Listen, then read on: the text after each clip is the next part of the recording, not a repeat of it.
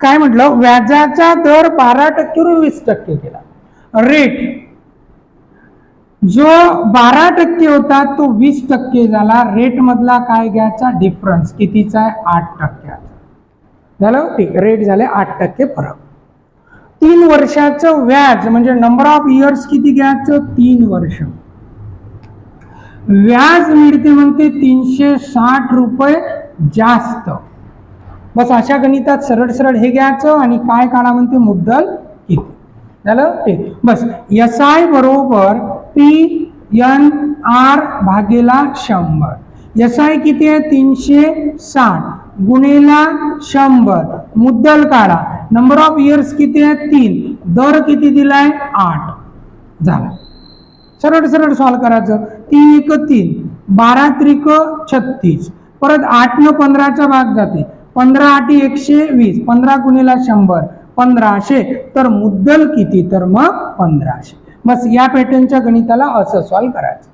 व्याजाचा दर आता 5% ऐवजी 7% ठेवला. म्हणजे दर जो 5% होता म्हणजे या दोघातला काय घ्यायचा फरक जो किती येते 2%चा. 10 वर्षाचं व्याज म्हणजे नंबर ऑफ इयर्स किती 10 वर्ष. 1500 रुपये जास्त म्हणजे तो डिफरन्स आहे. सरळ सरळ 1500 रुपये घ्यायचं. हे 2% वाढवल्यामुळे 1500चा फरक पडला है ना. काय काढायचं आहे मुद्दल किती. सरळ सरळ फॉर्म्युला वापरायचं. SI बरोबर PNR भागीला 100.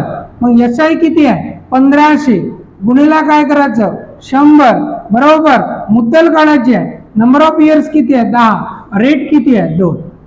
झालं. म्हणजे 0 कॅन्सल. 2 किती 50, 5 15 5 75, 7500. तर मुद्दल किती मग 7500. व्याजदर 20% वरून 8% केला. आता व्याजदर कमी केला है ना. मग जो दर पहिले 20% होता तो आता 8% केला. म्हणजे आपण किती टक्क्यानं कमी केला 12% कमी केला. कमी केला तर 5 वर्षाचे व्याज. नंबर ऑफ इयर्स किती 5 वर्षाचे व्याज सुद्धा काय झाले म्हणते 1500 रुपये कमी झाले. दर वाढवला असता तर व्याज वाढत, दर कमी केला तर व्याज कमी होईल. झालं. मग काय करा म्हणते मुद्दल किती. अशा पॅटर्नच्या गणितात सरळ सरळ SI बरोबर PNR भागेला 100.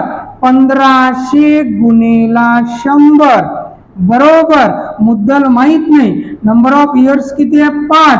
रेट किती आहे 12. झालं. आता 5 एक 5, 5 किती रे 5 2 परत अजून भाग जाते 12 एक 12 है ना. किती राहिले 3 30 झाले. 12 2 24, 12 5 60. आता 125 न 2चा भाग जाते किती येते 250. तर किती येते 2500. तर मुद्दल किती 2500. झालं. आता काही रक्कम सरळ व्याजाने 2 वर्षासाठी उधार दिली. रक्कम माहित नाही. जर दर 5% जास्त घेतला असता दर 5% जास्त म्हणजे हा दर सुद्धा काय डिफरन्स आहे ना. 5% जास्त जास्त शब्द काय सांगते फरक. मग 5% जास्त घेतला असता तर 500 रुपये जास्त वसुली झाली असती. तोही वसुली म्हणजे तोही व्याजातला फरक. SI किती जास्त भेटले असते 500 रुपये असं है ना. जास्त भेटले असते. आता तर काय काढा म्हणते रे 2 वर्षासाठी. दर 2 वर्षासाठी म्हणजे नंबर ऑफ इयर्स किती 2 वर्षासाठी. मग काय काढा मुद्दल काढा. सेम मग SI बरोबर PNR भागीला काय 100.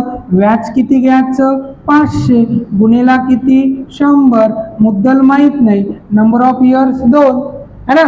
आणि दर किती घ्यायचा 5. 5 2 10 सरळ कॅन्सल. किती येते मग 5000. तर मुद्दल किती तर 5000. काही रक्कम सरळ व्याजाने 2 वर्षासाठी उधार दिली.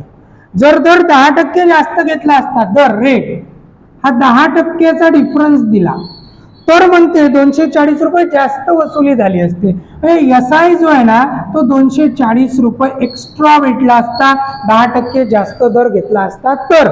आणि मग म्हणते 2 वर्षाचं गणित आहे, समजा नंबर ऑफ इयर्स दिलं 2 वर्ष आणि आपल्याला काढायचा मुद्दल किती. मग सिंपल फॉर्म्युला वापरतो आपण, SI बरोबर PNR भागेला 100. व्याज किती आहे 240 गुणिला 100, मुद्दल आहे P, नंबर ऑफ इयर्स आहे 2, दर आहे 10.